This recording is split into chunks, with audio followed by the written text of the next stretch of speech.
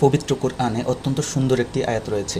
আয়াতটি হচ্ছে পবিত্র কোরআনের সূরা আল আনআমের 12 নম্বর আয়াত, যেখানে বলা হয়েছে যে কুল লিমান মা ফিস সামাওয়াতি ওয়াল আরদি, জিজ্ঞেস করুন নবমণ্ডল ও ভূমণ্ডল যা আছে তার মালিক কে। কুল লিল্লাহ, বলুন আল্লাহ। কাতাবা আলা নাফসিহির রহমাত, তিনি অনুকম্পা প্রদর্শনকে তার দায়িত্ব হিসেবে লিপিবদ্ধ করে নিয়েছেন। এই আয়াতটির শেষ অংশ কিন্তু খুব সুন্দর, একটু মনোযোগ দিয়ে খেয়াল করেন। কাতাবা আলা নাফসিহির রহমাত, মহান আল্লাহ রাব্বুল আলামিন যে ক্ষমাশীল ও দয়ালু, এই বিষয়টি এই আয়াতে অত্যন্ত সুন্দরভাবে শৈল্পিকভাবে বলা হয়েছে। অর্থাৎ আপনি চিন্তা করুন যে একজন ব্যক্তি যখন কোনো একটা কাজ দায়িত্বের সাথে করে, তখন কিন্তু সে ওই কাজটা অন্য 8-10টা কাজের মতো করে না। ওই কাজটা অবশ্যই সে অত্যন্ত গুরুত্বের সাথে এবং অত্যন্ত মনোযোগ দিয়ে করে। আমাদের জীবনে অসংখ্যবার আমরা মহান আল্লাহ রাব্বুল আলামিনের কাছে কোনো কিছু না চাওয়া সত্ত্বেও মহান আল্লাহ রাব্বুল আলামিন নিজ থেকেই আমাদেরকে দিয়েছেন। যেমন আমরা আমাদের সৃষ্টির ইতিহাস যদি আমরা চিন্তা করি, পবিত্র কোরআনের সূরা আস-সিজদার 7 নম্বর আয়াতে মহান আল্লাহ রাব্বুল আলামিন বলেছেন যে ওয়াবাদা খলকাল ইনসানা মিন তিন, অর্থাৎ তিনি মাটি দ্বারা মানুষ সৃষ্টির সূচনা করেছিলেন। আবার পবিত্র কোরআনের সূরা আস-সাফফাতের 11 নম্বর আয়াতে মহান আল্লাহ রাব্বুল আলামিন বলেছেন যে ইন্না খালাকনাহুম মিন তিনিল লাযিব, অর্থাৎ নিশ্চয়ই আমি তাদেরকে আঠালো মাটি থেকে তৈরি করেছি। একটু সময় নিয়ে চিন্তা করবেন, মহান আল্লাহ রাব্বুল আলামিন আমাদেরকে প্রথম যখন সৃষ্টি করেছেন, তখন কিন্তু আমরা মহান আল্লাহ রাব্বুল আলামিনের কাছে আমাদের সৃষ্টির জন্য দোয়া না করা সত্ত্বেও মহান আল্লাহ রাব্বুল আলামিন নিজ থেকেই দয়া করে আমাদেরকে সৃষ্টি করেছেন। মহান আল্লাহ রাব্বুল আলামিন যদি আমাদের প্রতি অনুকম্পা না করতেন বা দয়া না করতেন, তাহলে কখনোই কিন্তু তিনি আমাদেরকে সৃষ্টি করতেন না।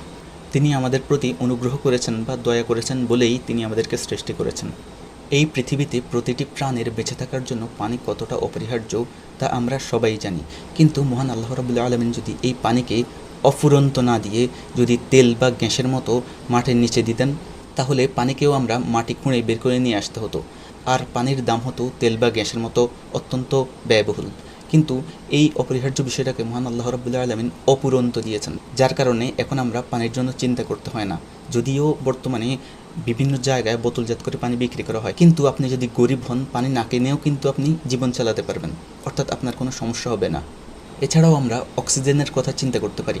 পৃথিবীতে প্রতিটি প্রাণের বেঁচে থাকার জন্য অক্সিজেন খুবই অপরিহার্য। অক্সিজেন ছাড়া কোনো প্রাণী বেঁচে থাকতে পারে না। কিন্তু সেই অক্সিজেনকে যদি মহান আল্লাহ রাব্বুল আলামিন কম করে দিতেন, অল্প দিতেন, তাহলে অক্সিজেনের জন্য মানুষে মানুষে মারামারি, কাটাকাটি এবং বিশৃঙ্খলা সৃষ্টি হয়ে যেত।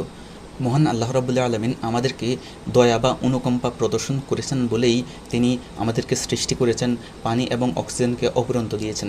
এরকম আরও বিভিন্ন উদাহরণ আছে। আপনি যদি এগুলো চিন্তা করেন, তাহলে আপনি আশা করি খুব ভালোভাবে এই বিষয়গুলো বুঝতে পারবেন। তাই আমরা চাই বা না চাই, মহান আল্লাহ রাব্বুল আলামিন যেহেতু আমাদেরকে সৃষ্টি করেছেন, তাই তিনি আমাদেরকে দয়া করবেনই। যেমন মুসলমান ছাড়া অন্য যেসব ধর্মাবলম্বী ব্যক্তিরা রয়েছে, তারা কিন্তু মহান আল্লাহ রাব্বুল আলামিনকে আল্লাহ বা তাদের সৃষ্টিকর্তা হিসেবে স্বীকার করে না। কিন্তু এরপরও মহান আল্লাহ রাব্বুল আলামিন কিন্তু তাদের প্রতি দয়া করে যাচ্ছেন। মহান আল্লাহ রাব্বুল আলামিন আপনার জন্য যেমন পানি, বায়ু অফুরন্ত দিয়েছেন, ঠিক তাদের জন্যও দিয়েছেন। এমনকি কিছু কিছু ক্ষেত্রে মহান আল্লাহ রাব্বুল আলামিন তাদেরকে আপনার থেকেও বেশি দিয়েছেন। তাই যেহেতু মহান আল্লাহ রাব্বুল আলামিন আমাদেরকে সৃষ্টি করেছেন, তাই তিনি এই পৃথিবীতে আমাদেরকে দয়া করেন। আমরা তার ইবাদত করি বা তার নাফরমানি করি। আর সেজন্যই মহান আল্লাহ রাব্বুল আলামিন পবিত্র কোরআনের সূরা আনআমের 12 নম্বর আয়াতে বলেছেন যে কাতাবা আলা নাফসিহির রহমাত, অর্থাৎ আমি অনুকম্পা প্রদর্শনকে আমার দায়িত্ব হিসেবে বানিয়ে নিয়েছি। সবাইকে ধন্যবাদ।